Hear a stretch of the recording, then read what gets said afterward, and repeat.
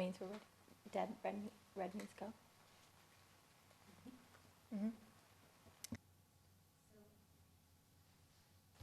I'd like to officially call this meeting to order at 6 p.m. on August 26th, 2019. I'd like to start with roll call. And please remember that we are being broadcasted. So I don't know if you watched this meeting last time, but if you don't speak into your microphone, it's like blank at home. So please make sure that we're aware of that. Simone Tarver. Here. Chris Garai. Present. Ethel McNeil. Here. Benjamin Young. Here. James Langus. Present. John Monroe. Here. Mary Fossey.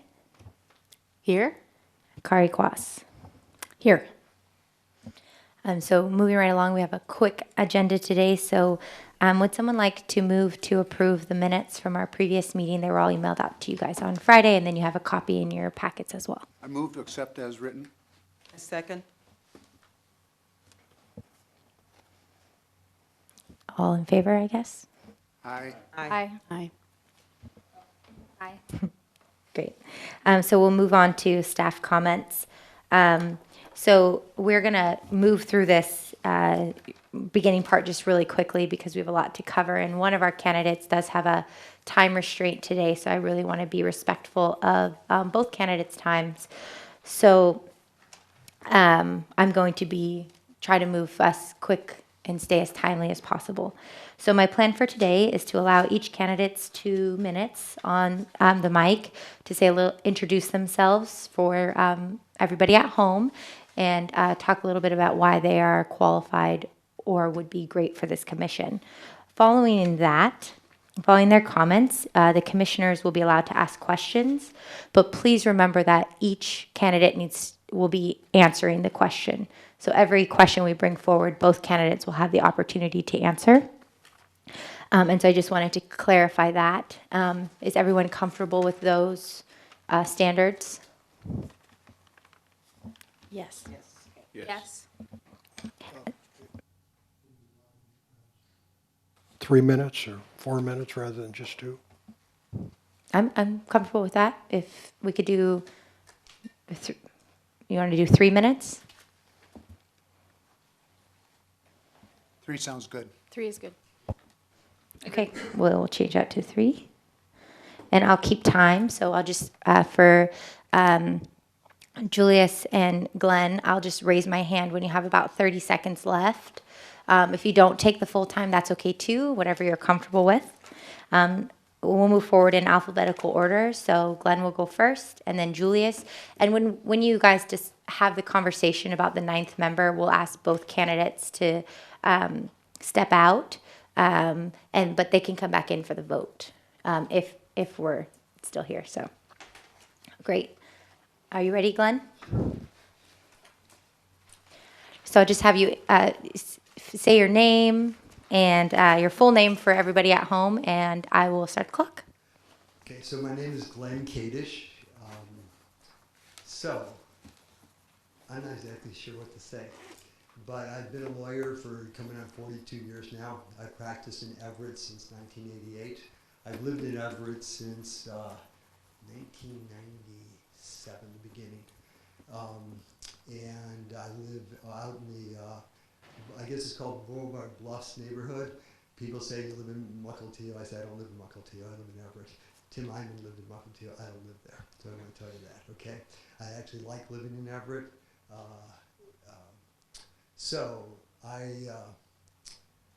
Why I want to be on the commission. So to give you background, I have a little bit of an accent. You might have heard it. It's from Chicago. I grew up in Chicago. They have aldermen in Chicago. They don't have a great reputation, some of them. And when I lived there until I was 35,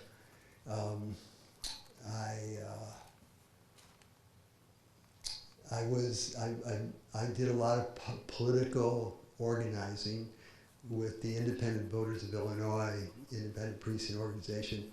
There was the anti-machine people. I went to did poll watching. It was really important. And what I learned though was if you wanted to call your alderman up, and we had an alderman that wasn't part of the machine, you call them up, they answer the phone and talk to you. Our streets never got shoveled because the mayor controlled that. And so when I moved here and moved to Seattle, you can't really get to know your alderman or your councilman that easily because they're the councilman for the entire city. And I believe that's what the mayor's for. That's not what the city council people are for. Now, you have to go. If you're a councilman in Everett, you're a councilman for everyone, even if you represent one area. There's no doubt about that. So, having been a poli-sci major and then a lawyer, I read 3 newspapers a day, probably 4 newspapers a day. I'm very interested in politics and how people get elected and why they get elected. I try to be active in campaigns, mostly for judges now, because that's who I know.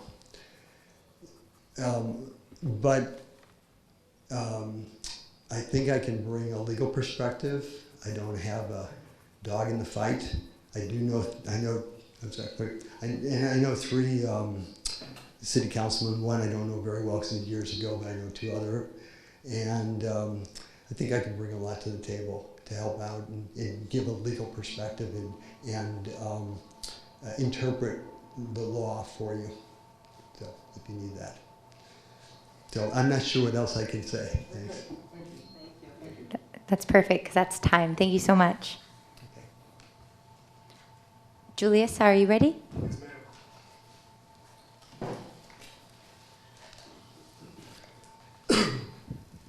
Hello, I'm Julius Wilson. I'm from California, Southern California, born and raised. I was a foster kid growing up. Can you guys still hear me? I was a foster kid growing up. I call myself an orphan because I don't know my family, my bloodline, my history, things like that. And so I made the community, my friends, my foster family, my foster cousins, my family. I still communicate and talk to them and visit them and be a beacon of light to them because they know my life, they know my trials and tribulations. And for me to stand in front of you guys to get this opportunity, I'm truly blessed. I think that one of the outlooks I can bring to not just to the council but to Everett, to the United States, is me traveling, my experiences, working with the youth. I live on Casino Road, and I volunteer and teach art there. And one day I didn't come for a while, and I came to visit to volunteer. And some of the kids came up to me and was like staring at my ears and my eyebrows and my face. I'm like, what are you guys looking at? And they've been drawing me at home as a role model, as a mentor. And that really touched me deeply. But that bummed me out because I'm one man. I haven't been there that often. Who are they looking up to when I'm not there? And so I think that me, my charisma, my style, my personality and whatnot would bring more. We need more people on Casino Road and all over the world to be role models, whether we know the kids or not, to show them that hard work always pays off. A lazy person calls hard work magic or a miracle. But the person who's working hard knows it's hard work. This is supposed to happen. It's not a coincidence. I've been planning and sleeping every day, to waking up thinking about this. And so that's what I think I could bring to the council or Everett, like I said, the world. Being the change that I want to see in my neighborhood. So that's one of the, I could continue going on and on and on. There's been a documentary made about me and my sister and my brother and other foster kids called Where is Norman, made by Ali Walker, and won Documentary of the Year in 2005 when it came out. Just seeing in there very depressed, sad, bummed out. I just had a rough childhood and whatnot, but it made me me. I'm American made. And so it's not just Everett that I'm thinking about. My goal for Everett is to make Everett the New York of the West Coast, and there's no reason why that can't happen. But that's just so it trickles down to other parts of the world, because I want to be the change in the world. It's more important than that, changing the world, being a part of that. And that's all I have to say. If you guys pick me, you'll know more about my life and my ideas. Until then, bye.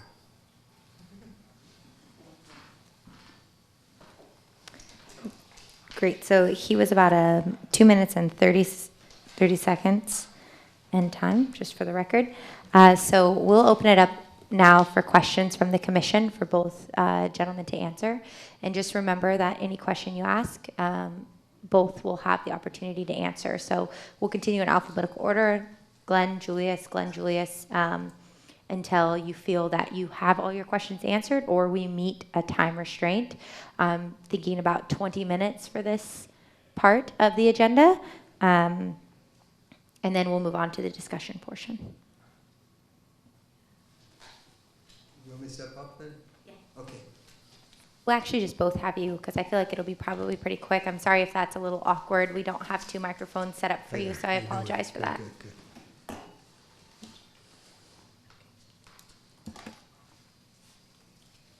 And I think that will allow each person 1 minute to answer the questions that you ask.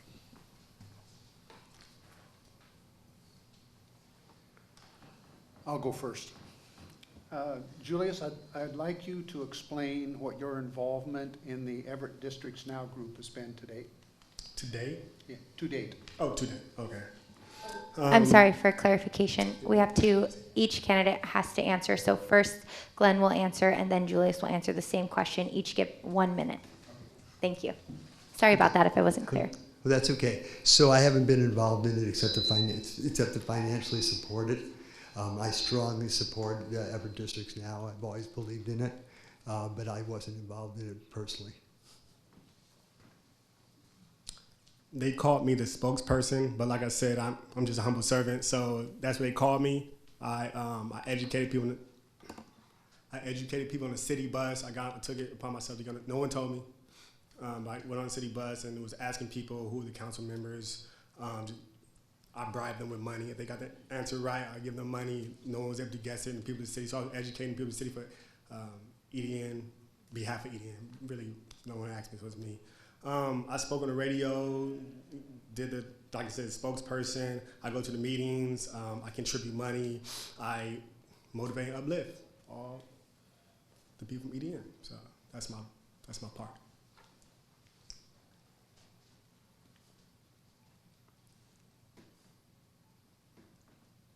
So I have a question. Have either of you felt that you were not represented at the present city council?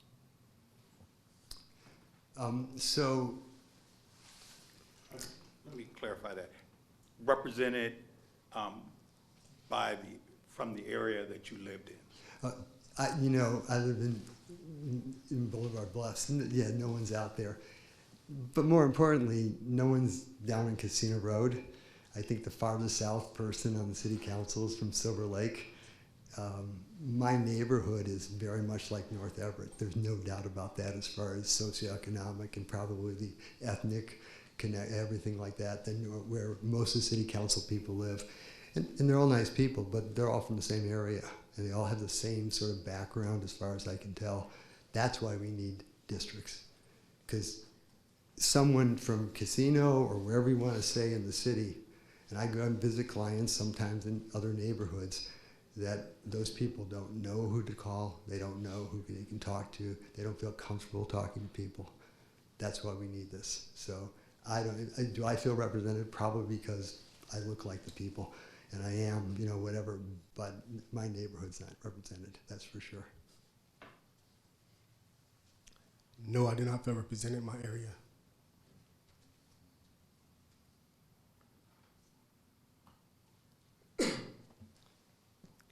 I guess a follow-up on Ben's question, what would representation look like to you? What would that feel like? Well, it wouldn't all be upper middle class white people. I mean, seriously. It would be a mix of people who have different backgrounds as far as types of work, different backgrounds as far as the ethnic background, racial background, probably religious background, and maybe straight or gay. But you'd have to have a mix. Most important thing is people get elected from the area that they live in, so they represent their neighbors. That's really important to me, and that's what I'd be looking to help the commission with. It would look like a place that I would like to live, and it would feel electric. It would feel that whatever I learn in my area or in the city of Everett, that when I take that idea of those interactions, when I go someplace else, I make that place better. So that's what it would feel like to me, and it would look like someplace I would like to live, like maybe North Everett, maybe it would look a lot like North Everett. Maybe it would look a lot like Mukilteo. Maybe it would look a lot like there's educated, wise, sharp people in that area, not people struggling and the have-nots. Where I live at now, what I see when I drive through there, it looks like have-nots. Like a lot of people are scraping by, and it's creating criminals. The have-nots create criminals. And so that's what it looks like now, but I have a different vision. Thank you.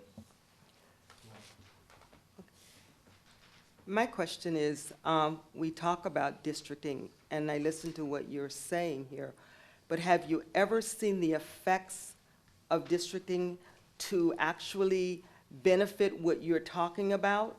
Can you actually say, I have seen this work, and it's great, and we're going to see that difference, and we're going to see everybody represented, and we won't see racism, and we won't see differences to come about? You know, I wish I could say, yeah, absolutely it'd work. I don't know what works all the time. What I can say is we can try. And that means that we look at the map, we try to have contiguous districts, we try to have places where, so the neighborhoods are all connected. We don't do gerrymandering, like this, or this, or this. And we try to have, so there's enough of a commonality within all the districts so they can elect the people that live there and want to run. I think that's all I can say. Have I seen it work? Yeah, I've seen it work. I've seen it work in the Midwest. You know, I've seen if you look in Yakima, it works now in Yakima. When they went to districts a couple of years ago, all of a sudden it was all non-Hispanics, and now the majority of the district is Hispanic. The council member Hispanics because that's who lives in the city. So I've seen it work, yeah. Yes, I've seen it work. It's called different names, of course, like United States of America, where the people have the power. So with the districts, the people have more of the power. So if they want to change, they'll step forward and make a change, like I'm doing now, like this man's doing now.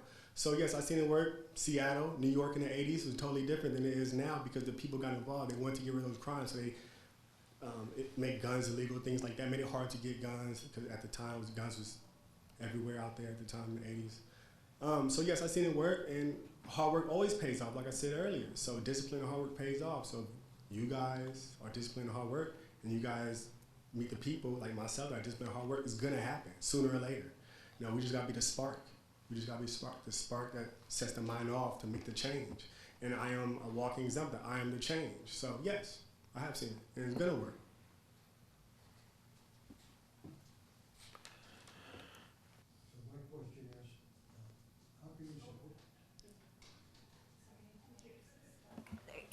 There we go.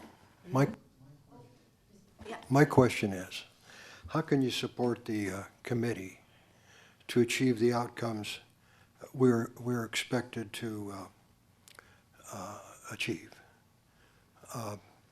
We are tasked with putting together a district plan, and in that process we'll be hiring a districting master, or perhaps two to help us develop the plan.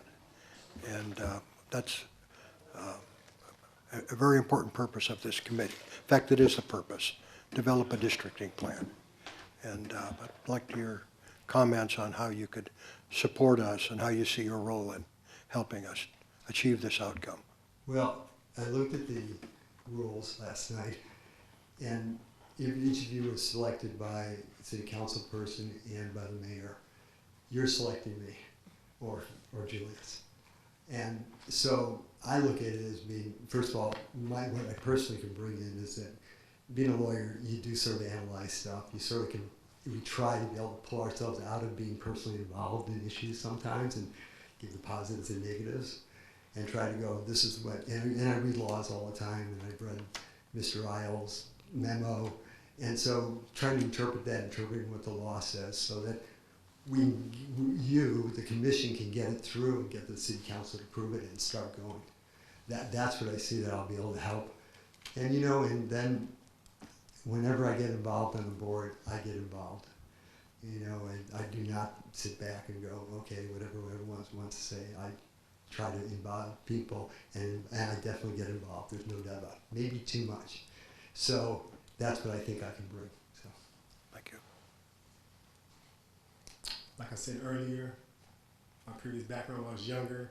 Also, me interacting with the people on Casino Road and all around Casino. I'm an artist.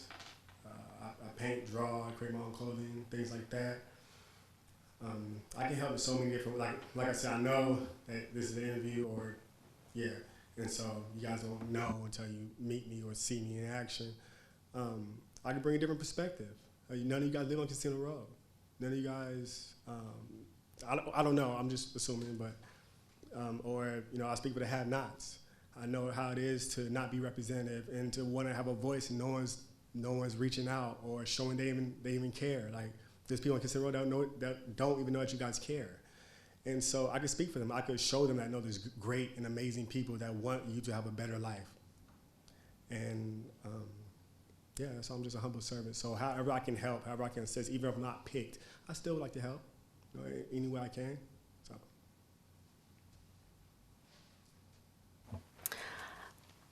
Can you speak to the value of community engagement in this process and what that looks like to you?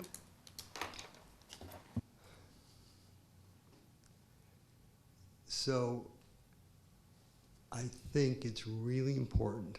First of all, it looks to me like there are certain guidelines and I guess rules that we have to go by as far as setting the districts. But it's really important to get as many people involved, especially, I don't have no problem with North Everett. I may end up moving there someday, you know, it depends. It's what my wife wants to do, maybe. But the important thing is to get people involved that are not already involved. That's what community engagement. And then that may mean going to Madison School and having a meeting there, or going down to Casino, or going to another part of the city and having the meetings there. So you can go to see the people, go see what the residents want and what they care about. We have this is sort of a limited thing. So as far as what we can do, but you got to get as many people involved as possible. I think that's what it looks like to me. I'm not sure what else I can say about that. Thanks.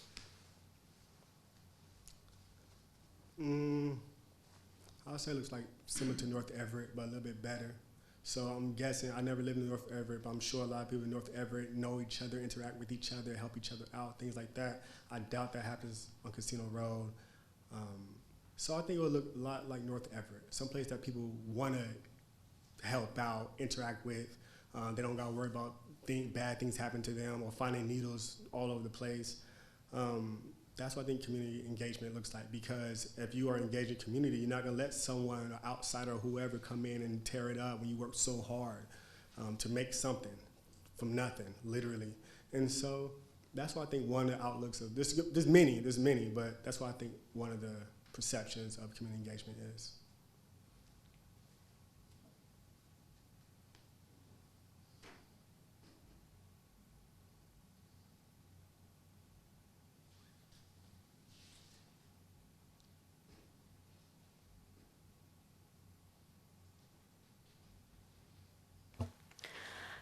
Me again.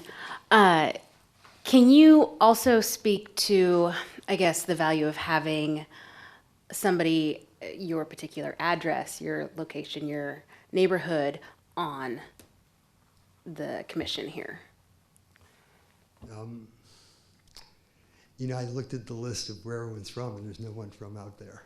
So at least you get that. And the big issue out there is the airplanes going overhead. You know, I mean, especially you notice in the summertime, you're outside and you can't talk for a couple seconds or 20 seconds or whatever every 15 minutes. So that's something that neighborhood hasn't been heard, especially in Everett. It got heard in Mukilteo, but not in Everett. So that's one thing. But I wanted to say something completely off, and I apologize if I'm doing it. You know, you look at me as an old white guy, and it's okay. That's why I describe myself, okay? I was a public defender when I first started. My wife was the head of legal services in town here.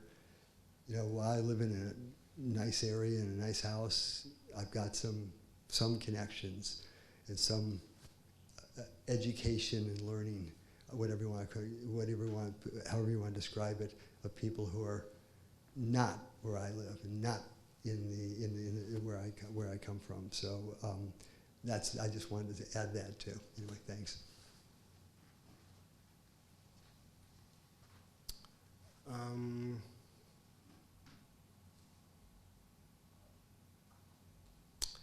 You get me. So me in that area, so this has not been representative, and so I appear. So here I am to represent that area, to speak for the have-nots, for the blind, deaf, the ones that no one pays attention to. You know, I drive on Casino Road and see little stoops for bus stops, and then I drive to North Everett and see it all nice and benches and all these different things. I wonder to myself, why are those so different? Is the money getting separate money for different, allocating separate money for different areas? Just asking questions to myself. And so we could slow that down, maybe trickle some for Casino Road and his area as well. It's part of Everett. So I think that me being in that area, there's somebody in that area that hasn't been in that area. So that means that somebody, or some people wanted somebody to speak up for them. That's why I'm here. I didn't ask to be here. And so, yeah, if you want that area fixed, like I do and the people do, whatnot, you need somebody there to fix it. And here I am.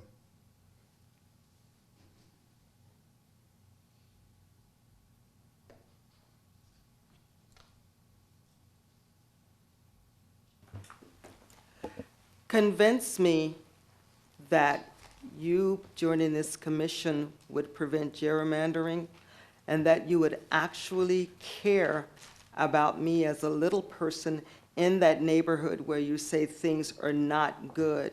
Convince me that you are going to do it because you really care, or are you just talking? First of all,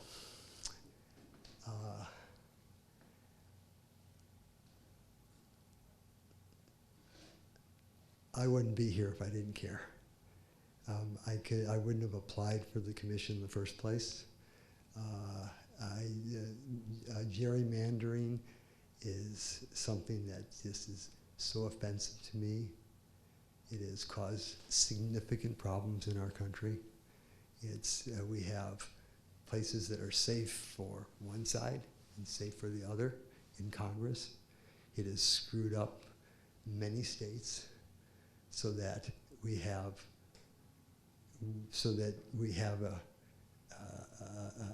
a country where guns are way too available, and we have people who are wealthy that have too much influence. Now that's happened all the time, but it's been a major change. So all I can say is that I've done a lot of studying it. There's a book called Rat, I won't use the word. I've read that heavily. I've done a lot of other studies about it, read a lot. As far as I'm concerned, I will follow the law. I'm so sorry. I'm sorry. I have to cut you. It's you're over your minute time. I understand. Thank you. I'm so sorry. Let me just finish this line. I apologize. I will do everything I can to follow the law, and I've done that my whole life. So as far as being a lawyer. So if everyone's okay, I'll also give Julius a minute and 20 seconds then as well. I have a moral compass. I base everything I do off my moral compass, and off of information. The rest, I just let my actions speak louder than my words. Thank you.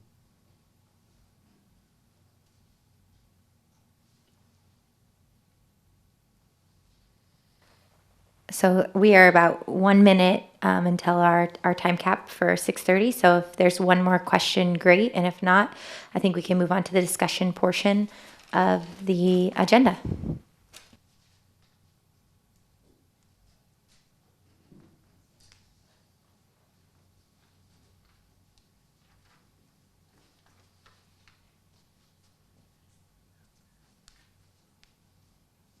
Thank you. I'm sure Julius thinks, I say thank you. Thank you for listening to us. Thank you.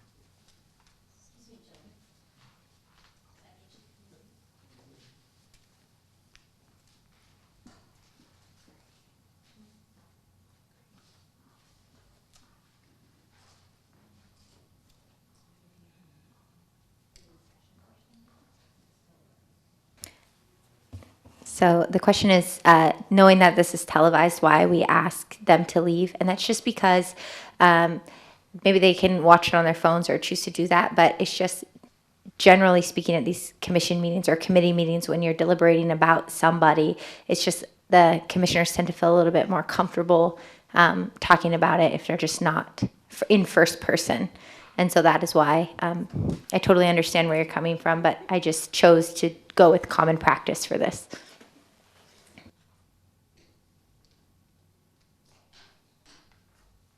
Okay, so we'll move on to item 2 of the agenda, which is discussion on 9th member. And then when we're ready, we'll move on to item 3, which will be to appoint our 9th member. So I open it up to all of you. Thank you very much. I would just like to say I'm grateful that they both came to speak. I think it was nice to hear them with their words instead of the words just on the paper. My feeling is still for Julius Wilson, my nominee in the first place, but I appreciate a lot of what Glenn said as well, related to how I think they both present themselves in the world thinking about equality and how that is done and the privileges that some have over others. So I'm grateful that they came. Thanks.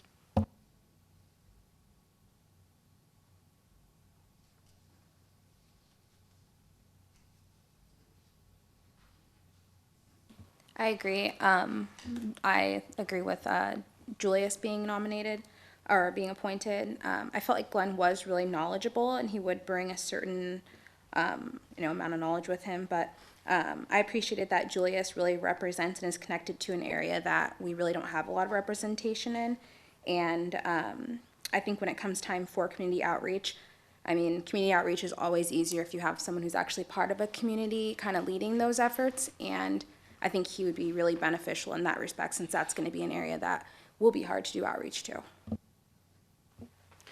Agreed, as well as I still feel that Glenn would be an amazing contributor to this process, but it's nothing to say that he can't do that just by participating as a part of the public.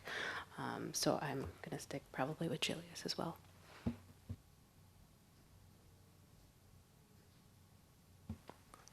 How does the public participate? Could you explain that? Absolutely. Is that going to be at the end when we have the 6 forums? Is that the participation aspect? Mm-hmm. Okay. So it's you as a commission talking to and representing your communities, whatever that means to you, and then also the public forum. And we're not limited to 6, I'd like to note. That's just the minimum requirement that we have to meet as a group.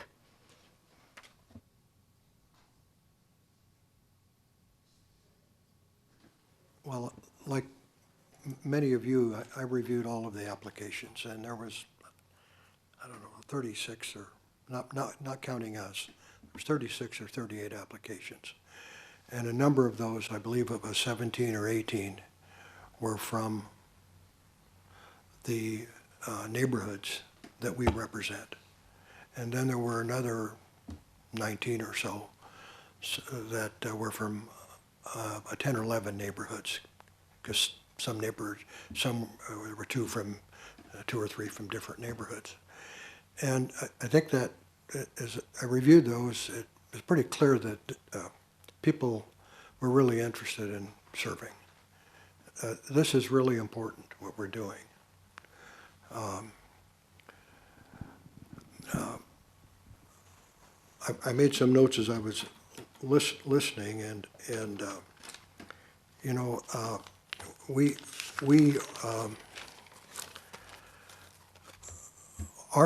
our task is a district plan, hiring a district master or perhaps a second one if we want a value engineer, and making sure that we develop a good, thoughtful district plan that addresses all of the important aspects that you are supposed to consider when you hire somebody to come in and advise us on next steps and what we need to do. As a neighborhood representative on this committee, my perspective is not to discuss my neighborhood community and the social and economic issues of that community and my community. If people want to run for office, there's a place to do that. That's where you go to talk about the things of importance to your area or your neighborhood or the broader city. Our job is districts, and that's where our focus needs to be. And we need to have the instructions from the requirements from the council when we were picking the district master. The districting master was to make sure that person had experience, qualifications, training, and education. Well, that doesn't necessarily apply to our committee, but I believe that's an approach that we want to consider, and that is to make sure that we have folks that can, on this committee, that can focus on the purpose, which is districts, creating districts and a district plan, and can really support us and help us achieve that. We need very good thinking to get there. And I believe Mr. Kaddish can provide that support. I mean, I respect folks that, there are a lot of people that provide great community service, and Julius is doing that, and I think that's really important. A lot of our applicants, when you read their applications and their experience, they're folks that provide a lot of community service in our community. And that's important. But at this point, it really is about our purpose and what we really need to accomplish at the end of the day and the outcome we need to have. And I believe it takes special thinking and skills, and I support Mr. Kaddish because I believe he brings an expertise to this that I don't believe we have around the table. We're going to need to negotiate. We're going to need to draft, I believe, an RFP or an RFI. I would ask the city attorney in the back of the room if that's the case. We're going to have to negotiate a contract, and I believe that Mr. Kaddish certainly has some experience and background that can be very beneficial. Thank you for giving me 2 minutes or 2.5 minutes. Appreciate it. My thoughts are actually very similar to James. I wrote down 3 key words. First one was focus. And I don't know any other way to say this, but I'm not out for saving the world. I'm not out for saving the United States of America. I'm out to do the assignment. And I think by being razor focused, we can accomplish that. But if we have some other vision, albeit a good vision of saving the world or saving the US of A, that's really nice, but that's not our assignment. Second thing I wrote down was clarity of the assignment. I'm not here running for city council. I don't expect this group to take care of the crummy little bus stop that we've got on Muckletail Boulevard right by my house. Again, it gets back to understanding what the assignment is, being real clear on the assignment, knowing what the steps are to accomplish that assignment, and then making sure that we have the right team members to do that and to stay laser focused on it. I remember this conversation we had, the first conversation we had was about whether or not we were going to go by simple majority or whether we were going to go by consensus. I still think we should go by consensus because everybody has to agree to this. Just like everybody really needs to agree that we've picked the right 9th member. I recognize that that will be by simple majority, but I think if you really look and listen to what our 2 applicants had to say, and you go with the one that's laser focused, the one that has no other ambitions to accomplish than that, and they're clear on the assignment, you'll support Mr. Kaddish. Thank you. So I take exception to both of your conversations. And primarily, James, you started out by calling Glenn Kaddish, Mr. Kaddish, yet you harp on calling Julius. When we start doing that, right there, we've made a distinct separation. Exactly what Julius is saying, that he wants to make sure that he's represented, or that folks from, where is that place? I can't think of it. Casino Road are represented. And that it brings a voice to the table that has not been at the table. Yes, if you have, as an attorney, Mr. Kaddish or Glenn, he brings a world of experience there, both from a legal field and otherwise. But I believe that the city has hired an attorney already, so we don't need an attorney. We need somebody that has a voice in the community, and that's what we're asking for.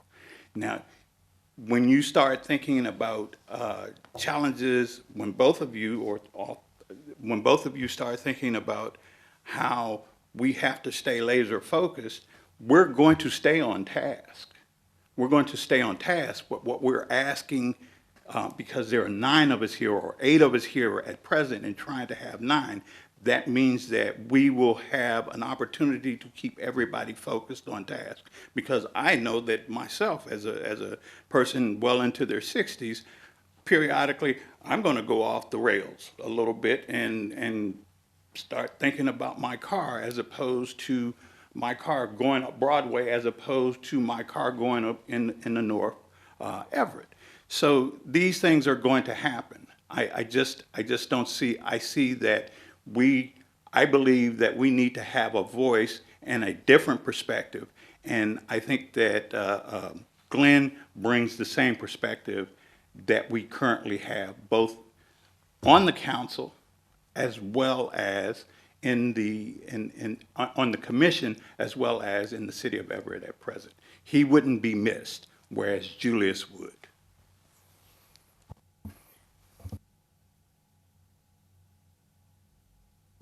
I also think when we talk about making the map as being our primary goal of what we're trying to accomplish, one thing that I would say is a priority for me and hopefully for everyone at this table is that we create a map that's equitable and that is actually representative of the people that are in that area. And then when you compare these different districts that we create, that they compare and line up to each other in a way that makes sense and creates an equitable map. What we don't want is a map that furthers exactly what we have right now. And I think that Julius's knowledge and his passion for the community would be a great asset to this commission and something that we should really, consider something as a positive that he could bring to us.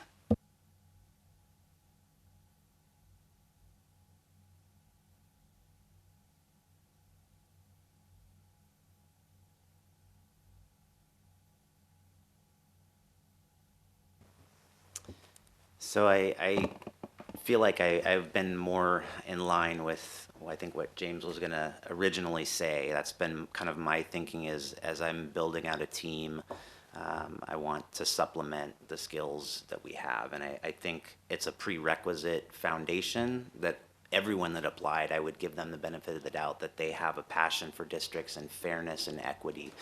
And so my mind has really been about kind of the task at hand as well. And I've focused a lot of my thoughts on that there will be a lot of things like critical thinking and statistics potentially, and sort of hard skills that are required beyond just a passion. That said, there's some convincing arguments to the contrary. So it would be fantastic in my mind if we could bring both of these people onto the council. So I feel like it's a tough decision for me. So I guess at the end of the day, maybe if anyone else has any thoughts on why you're, let's presuppose that there's a skill perhaps with some background of an attorney, and there's some passion with the other set of background and skills. Could someone say why is the passion more important than the skill, given what we're trying to accomplish here. I mean, at the end of the day, if we don't make a plan, we've failed. So I think both are really important. I think we're covering a lot of things here, and I think we have to step back and look at the perspective that we're here to form districting throughout our city. The people that live in those neighborhoods will eventually vote for the candidates that run for city council. We're not going to be in each one of those neighborhoods. The thing for us to do is to make sure we have set those districts up to where they represent everyone, that the map covers everyone, and we don't get into gerrymandering. We don't get into these things that are belittling and find ourselves arguing about things that we're not going to have any control over, or maybe we're going to set up arguments in neighborhoods to keep things going the wrong direction. If we're going to have districting, we're here to say, this is what districting looks like, this is what the map looks like, and at the end of the day, in your neighborhood, the person that decides to run for that city council position, that's you in your neighborhood. And so we've got to look at this thing in the perspective of saying, we're arguing about some of the wrong things here and stuff. We're here to set up districting to make sure it works for everyone.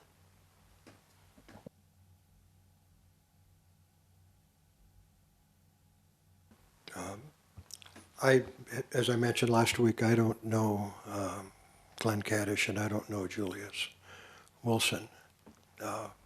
My rationale last week was that we have an area that extends from a Forest Park on the east end, and then runs, on the west end of Forest Park, that runs all the way to Mukilteo. That entire area is represented. I believe if you went to the Boeing Freeway and then went north, and the area that we're talking about west of Forest Park all the way to Mukilteo, that's a pretty large area in our community, and that's why I had supported representation out of that area, and I thought that Glenn Kaddish had a nice application and background. I believe he has a nice background and experience in education. Thank you.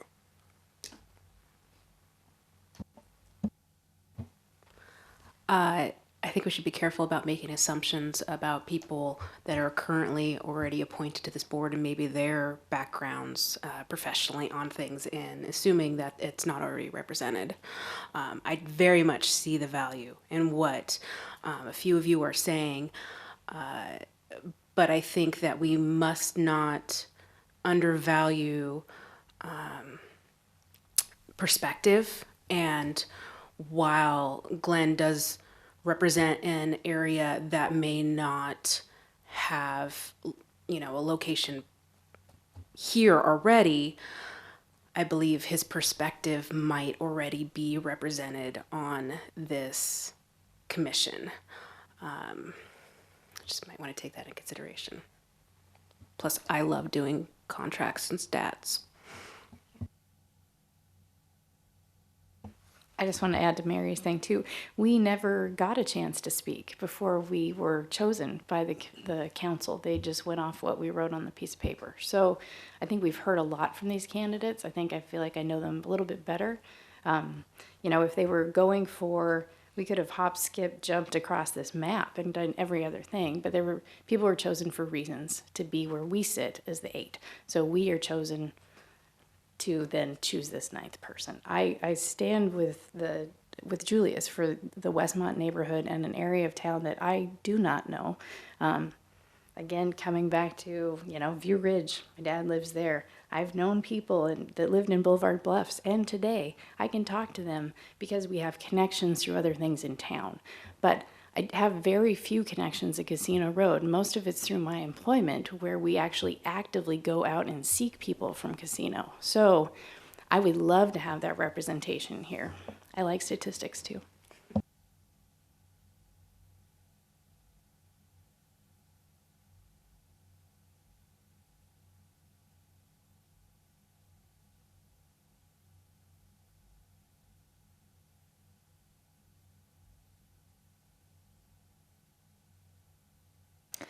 So it's going to give you guys about 10 more minutes on this topic. So it feels like you guys are coming to odds and you might be ready to vote. So I'm just going to give you now the opportunity to provide any last comments you might have. And then unless there are any objections from you, we'll bring it to a vote in just a couple minutes.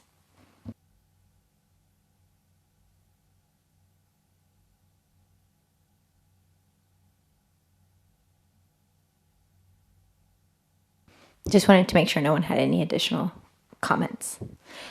So then we'll move forward. So I think with a show of hands, as we agreed to at the last meeting, we'll go in alphabetical order. So if you are in favor of Glenn Kaddish, please raise your hand. May I ask a question? Are we basically, we have one choice or the other, and we have to vote? Is that sort of the situation? Yes, definitely. Yes. I know that because legal is shaking their head. Yes.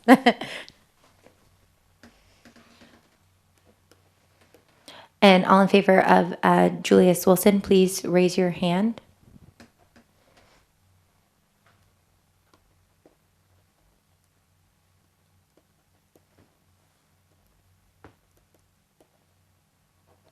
So Julius is the majority, and we have our 9th member. So thank you very much for your comments, and we'll allow them back into the room.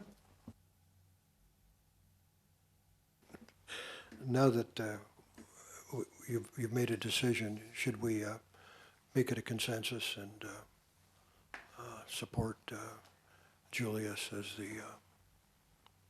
the member, or do you want to just keep the vote the way it is? I mean, you've made it. So yes, so all in favor of Glenn Kaddish, please raise your hand.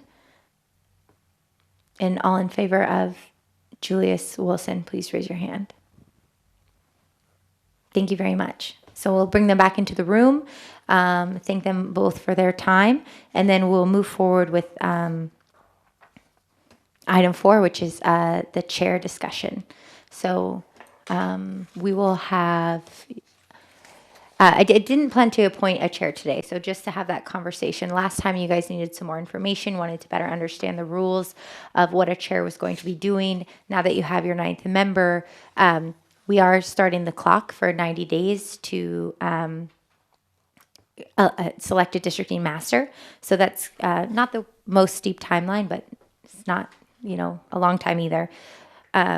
So we would like to move through this conversation pretty quickly and then move on to the future meeting schedule. And then at the next meeting, we will appoint a chair and begin that districting master discussion led by your chair once they're elected. And then I'll go over to the staff table and you guys will be a full commission.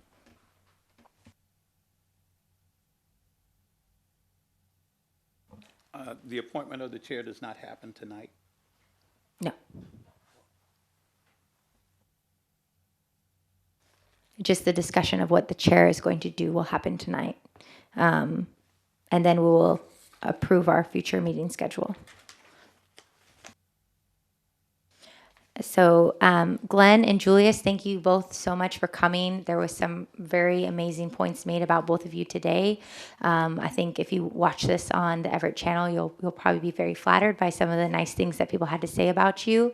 They did choose Julius to represent Casino Road at the table. And so we're going to move forward with him, and we'd love you to come and join. I'm going to grab a chair, and if it's okay, we'll put him at the end, and then we'll share a microphone. I didn't come in early enough to think about setting that up.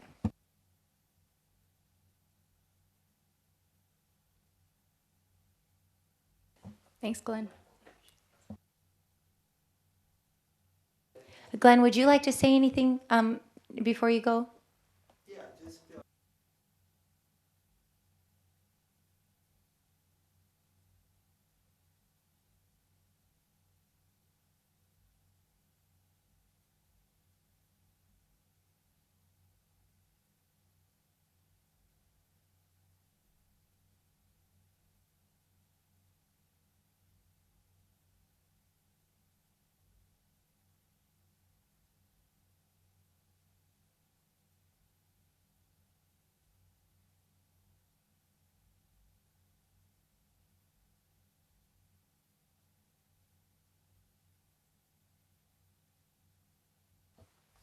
So you're just jumping right in. So thank you very much for staying and being available tonight.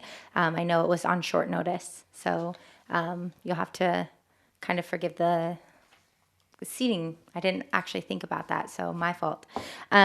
So moving on with item 4, I had sent everyone an email about potentially adopting Robert's rules or a set of rules similar to that, so we kind of know how to conduct ourselves. I did go through those rules and make some recommendations, which I have if you'd like, on what maybe you should adopt and what you might not want to, just given the it's a small group, everyone's very respectful, etc. And so if you want those, I'm happy to distribute, and if you have other plans, that's great too. So I'll open up for that. And Julius, for your background, we're just trying to figure out what the role of the chair is going to be and how the group is going to operate, how we're going to make motions, how we're going to vote things forward. We've already decided to come to a majority instead of a consensus, but once we have a chair, that's something that we'll probably take another vote on so that you'll have the opportunity to provide input in that as well. But for today's meeting, we'll just continue with that. So thank you.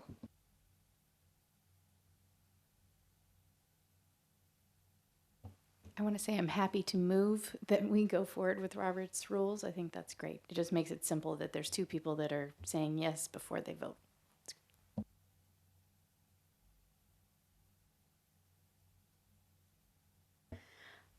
I support using Robert's rules, but I feel like we should still keep that a little bit loose because that tends to be a way of conducting meetings that has been a little bit exclusive and more used by certain demographics than others traditionally. At least that's been my experience in making things accessible.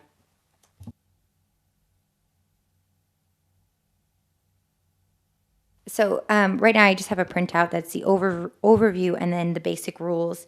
And I printed out the first 2 pages and just kind of crossed off what I just thinking about what the work we're going to be doing. I just kind of crossed off what I didn't think necessarily applied.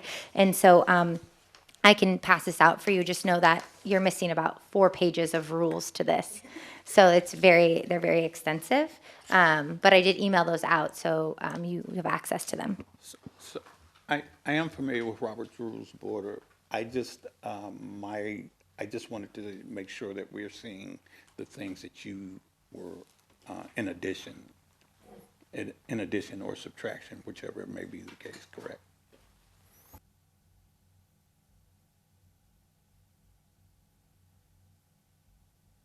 This is Jamie. She's our intern.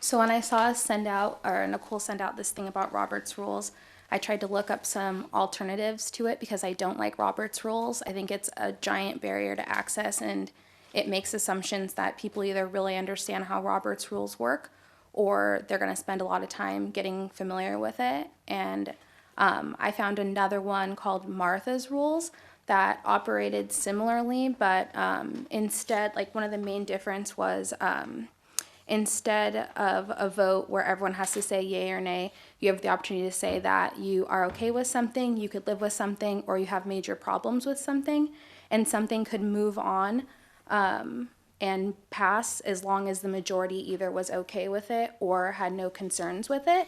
And I think especially as we move forward, I think it would help us keep things moving if we made it a little more simple. I've just seen Robert's rules really slow things down and cause a lot of issues that mainly that it always seems like there's one person that understands it really, really well, and that person can then kind of monopolize the conversation because they have the best understanding of these really old rules. You said that was Martha's Rules?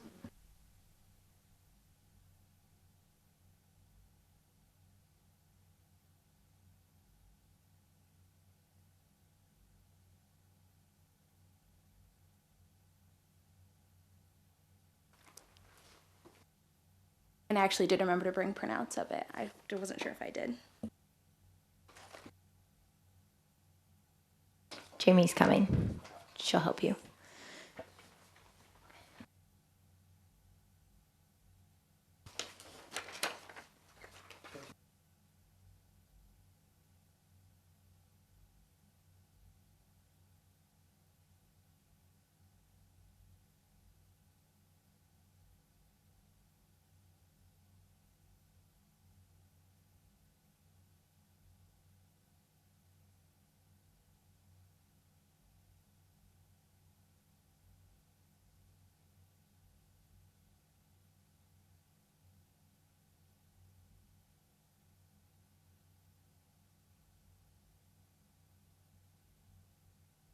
So for everyone at home watching, I will upload this to the website with our minutes and agenda so that the community has an opportunity to see what we're reviewing right now. I think moving forward, we'll be a little bit more organized and I'll be able to upload things to like a PowerPoint and flip through that so that everyone can follow along. So I apologize for everyone who doesn't see what we're reading right now. But like I said, you'll be able to find that on the website in a day or two.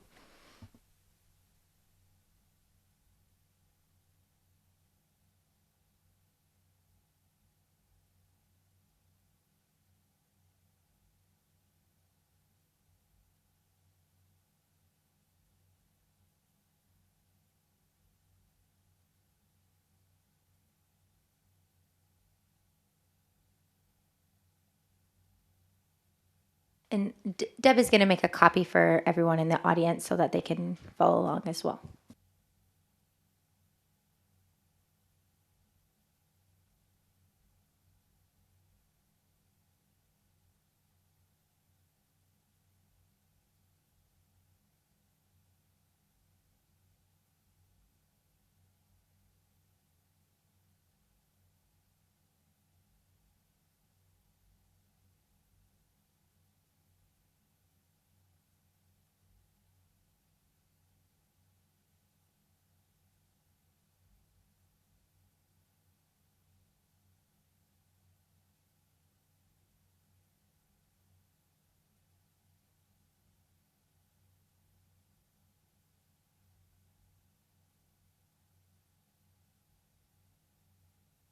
Simone, can you tell me the reason you chose Martha's Rules?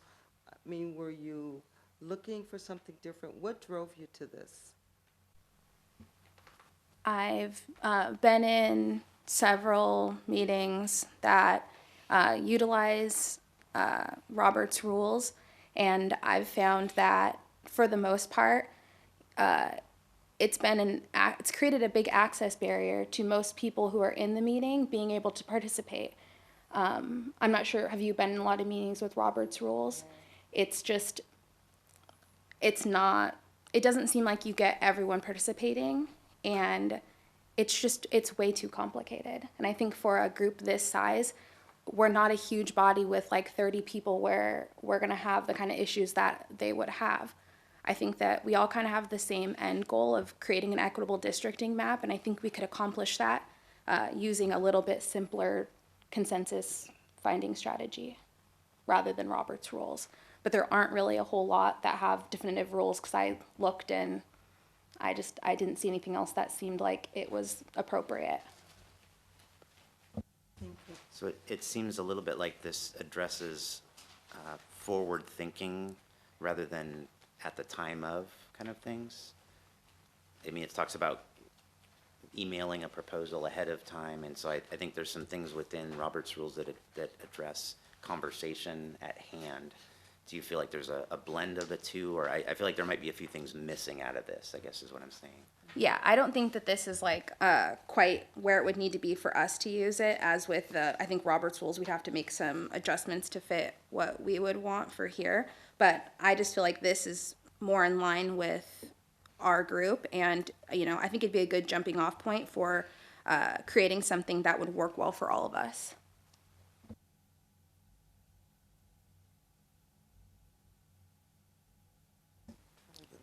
I'd like to deviate perhaps from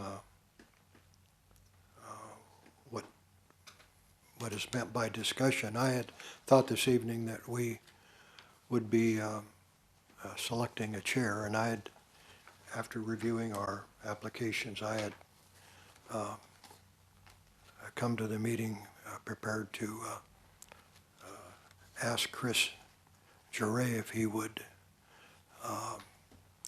chair this group. And I still would like to discuss that this evening, and the reason is that our next meeting apparently is 40 days away, or another month away, and it would give, if we did elect someone this evening, or could elect somebody this evening, and I believe we have the right to be able to make that decision, it would give the chair an opportunity to spend time working with Nicole to come back to the next meeting and be prepared to talk about kind of the roadmap that he would recommend we follow, and then we can debate it then, rather than wait 30 days and come back and take another, go through all of the decisions in terms of how our chair would like to run the meetings. Let the chair come back and share their observations and protocols on how they want to run a meeting, whether it's Martha rules or Robert's rules or modified Roberts, which I agree with you. But I thought electing a chairperson this evening I think it makes sense. It gives the chair 30 days to work with Nicole to get ready to start Komokan and get this thing moving forward. I believe that because this meeting was preset, we do have the ability to alter from the agenda, and that would just fall under the chair discussion, and I could edit that. But I'm going to look at our legal representative, who looks like reading, to make sure that that's okay. Can we move away from chair discussion and elect a chair, even though it's not on the agenda, because this meeting was previously set? Okay, great. He said yes, so. I would agree that with selecting a chairman tonight so that we can get started and get moving and without further delay. I would agree about electing the chair as well, although I would say that I would rather it be more of an inclusive discussion about the meeting order. It seems like that's important to some people, so. Those two things could be separate in my mind. Chris, if you have, we haven't met either before except here. If you have the time, and I appreciate that your role may change as a chair versus just being a member, but I wouldn't think so much with a group of this size. I believe you would still be able to weigh in with your personal thoughts and observations, but you have a real good skill set in terms of team leading and project management. You're a business administration certified public accountant.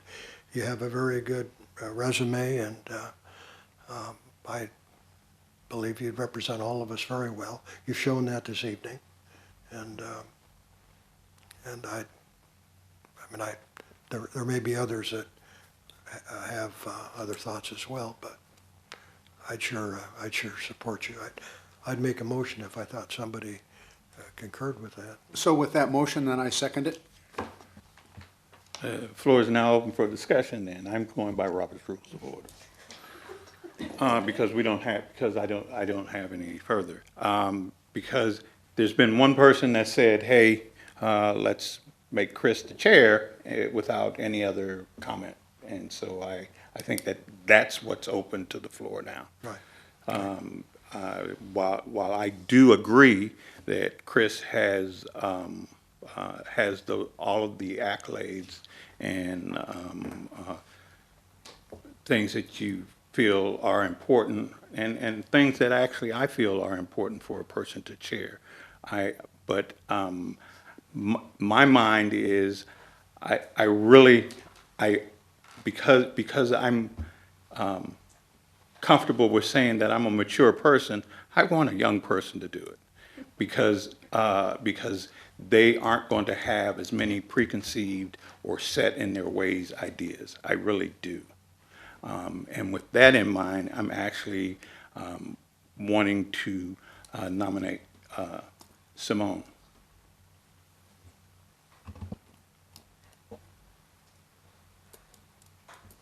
I guess I just follow up to see if anyone else was interested, if those that are interested in being in chair would raise their hand, so that way we have an idea, and then we can have a discussion about those whose names are put forward, or even if by themselves or by somebody else. I actually wanted to nominate you, Kari, because I feel like you have a really good background with being involved in the community, and I think you'd do a really good job at facilitating the conversation and really helping to make sure that things moved along in a respectful way, especially as things get heated. I feel like you've got the kind of cool head that would do well in leading a group like this.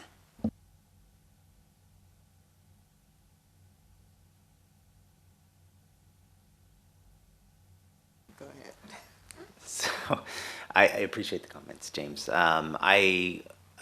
I would actually share the desire to hear who's interested in that. I'm flattered and would be happy to serve in that role if that's what everyone feels. But I too feel like Simone would be a great choice. I'd like to second that as well. And again, hear who else might be interested and why. So if you're interested in serving as chair for the Everett Districting Commission, please raise your hand.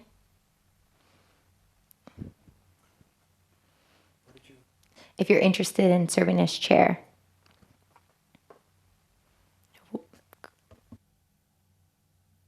So all in favor of Simone representing the Districting Commission as chair, please raise your hand.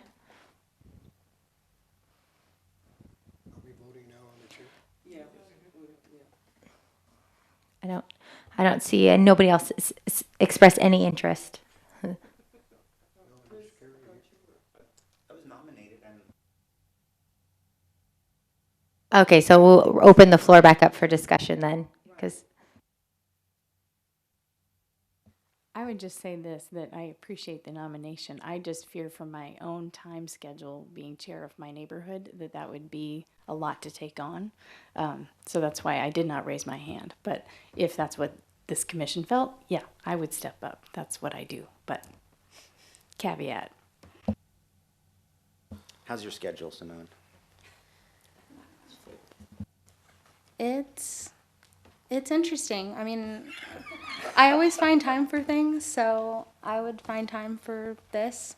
I mean, I'm really good at finding time out of nowhere. and I just want to say, Julius, as well, Ben offered to share his microphone with you, so at any point you want to say something, I don't think that he would mind if you kind of reached over and did that. It's kind of awkward down there. Like I said, I'm very sorry about that. Well, I think Chris, I would support Chris for being the chairperson. He's got a lot of experience. I've worked with him in the community over in Silver Lake there, so I think he would represent us well, and I think he's got some experience and he's got some background, and I think we've got to look at this in a overall perspective of things. I would very much support Chris or Simone. They're both very professional and short-winded, so. I agree with that. But it seems like Simone might have a little bit more interest in doing it than Chris, is what I'm gathering. Is that accurate? I sense that as well. Again, I would be happy to serve if that's what the commission would like to do, but I feel like Simone would be a great choice as well. So I'm not going to vote for myself. I will vote for Simone, and the rest of you can make your decision. How about that?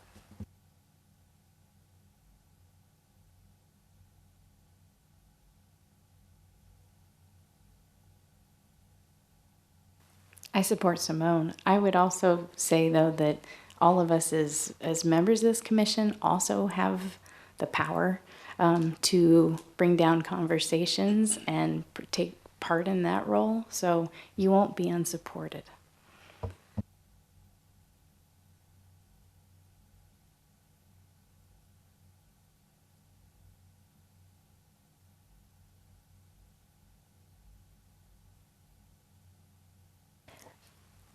So the question is, are our two candidates, Chris and Simone? That's what I'm trying to gauge. If those are our two choices, or if the floor is still open for conversation around a third candidate.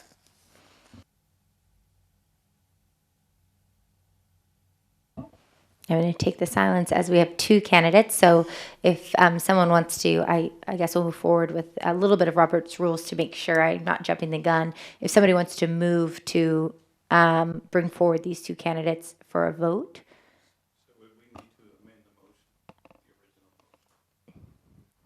See? Yes. I am actually trying to follow Robert's Rules of Order, even though Martha's rules may seem like it sounds pretty simple. I make a motion to amend, a friendly amendment. I move to make a friendly amendment to the motion of the vote and have a selection of both Chris and Simone as possible candidates. Second. Is it possible that whoever, that we could have a vice chair in the absence of the chair? It could be them. I think that would be an excellent idea.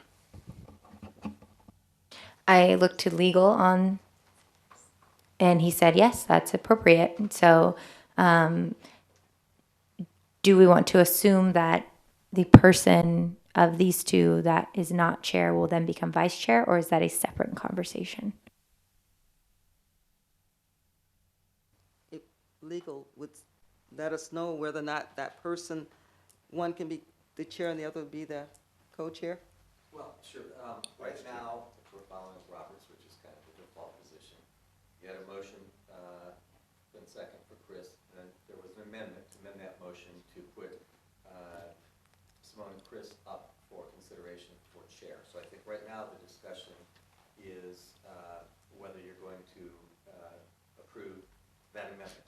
I would first do that, and then take a vote. And if the vote is positive, that means you have two people up for chair. And then I would take a vote to select a chair, and then as a separate discussion, you can decide whether you also want to have a vice chair, make a motion to nominate that person for vice chair and move forward with that discussion. I would not try and bundle it all into one.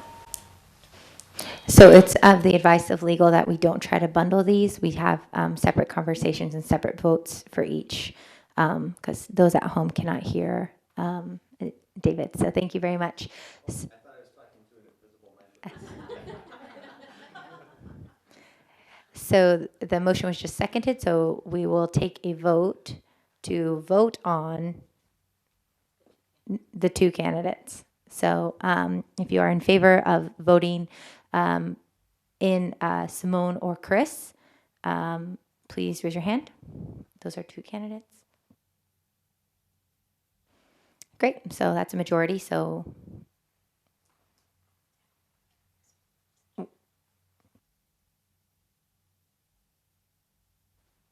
Now somebody has to make a motion for one of them to be chair, and then we'll take a vote, and then a motion for the next person to be chair, and then take a vote. Oy vey. I think the motion was to put those two up and then simply have a vote with those two. I don't think Great. you need a new motion for one or the other. Good. We do not need a new motion. So we'll do Simone and then Chris. So if Simone is your choice, please raise your hand.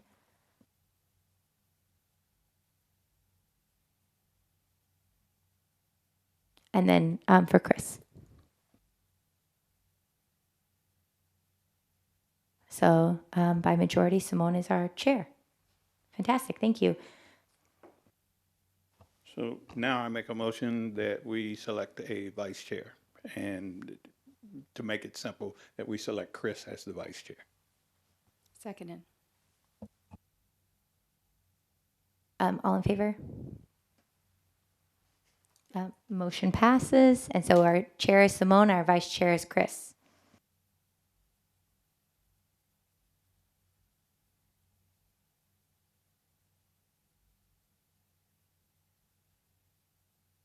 So with that, I'd like to move on to item 5, and I will work with our chair and vice chair on creating whether we use Robert rules, Martha rules, or things like that, and then I will distribute that information to you guys so that you understand before our next meeting. We'll also move forward with discussing districting master options.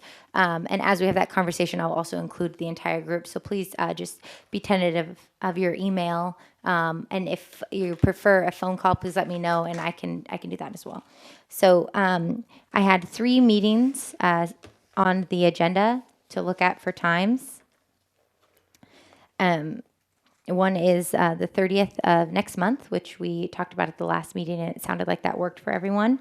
And then I kind of just threw out 2 additional options to get the conversation going, which would be October 14th and 28th. I think in an ideal world, we would have meetings on both of those because we'll be at a crunch to make a decision for our districting master. So have a look at your calendars and let me know if that's a conflict for whom. Who is that a conflict for, these dates? No conflicts. So are those the same night of the week? Yeah, they're all Mondays. No conflict. No conflict. Conflict. What's your conflict? Sorry, what day?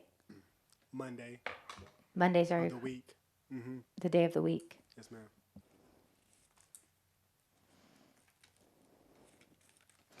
ma'am. So we're scheduled for this room on Mondays from 6 to 7:30. I'm happy to look at another option for the group, but just to, in full transparency, this room is booked out for different commissions, city council, and things like that. And so that might prove to be difficult, but I am totally happy to send out alternate options. There's just not a ton of them, but they do exist.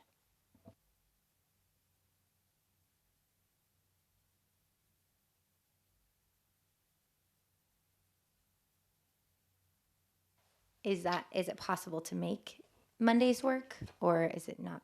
I mean, what's the possibility here? I have to do some thinking. So, do you need an answer right this second? Or we?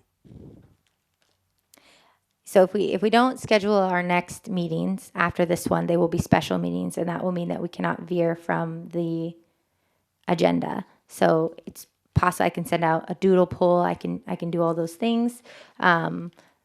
So I need.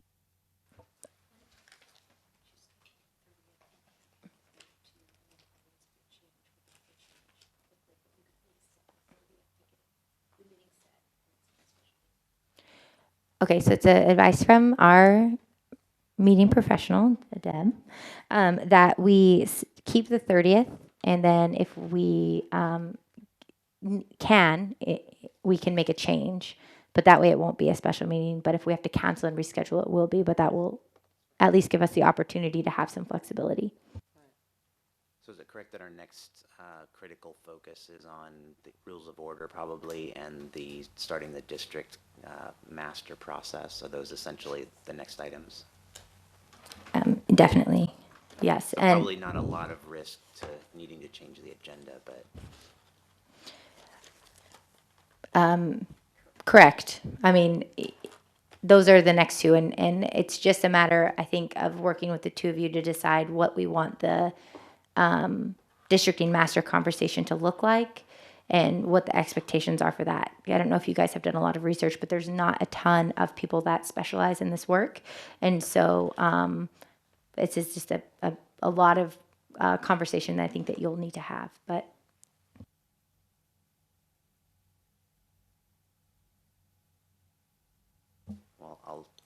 if we need a motion to keep the 30th, I'll say yay on that. Second that motion. A second. All in favor? Great. So we will keep the 30th. You and I will talk offline about scheduling and see what we can come up with. And I will send out the, if you guys could just also keep the 14th and the 28th locked down on your calendars. Hopefully Julius and I can come up with a compromise. Then we'll be good. We'll be good. So I am going to, unless there's anything else that anyone would like to say, we're hitting close to 7:30, so I bet you all would like to go home.